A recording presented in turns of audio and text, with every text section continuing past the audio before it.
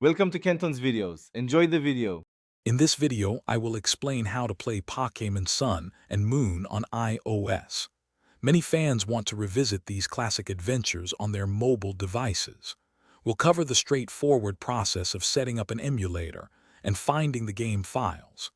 This method allows you to experience the full game on your iPhone or iPad, offering a portable way to catch them all. Get ready to embark on your Alola journey from anywhere. To begin, you'll need to install a Nintendo 3DS emulator on your iOS device.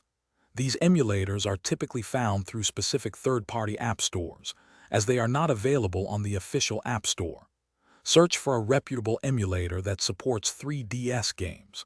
Once you find one, download and install it, ensuring you trust the source. This application will be your gateway to playing Pokémon Sun and Moon. Next, you'll need the actual game file for Pokémon Sun or Moon, often called a ROM.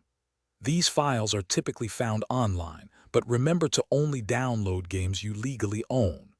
Once you have the ROM, make sure it's in a format your chosen emulator can read. You'll then transfer this file to your iOS device, usually through a file management app or by connecting to your computer. With the emulator installed and your game ROM on your device, you're ready to play. Open the emulator app and you'll typically see an option to load ROM or Open Game. Browse to where you saved your Pokémon Sun or Moon file and select it. The game should then start.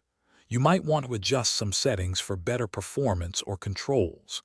Now, dive into the Alola region and enjoy your mobile Pokémon journey.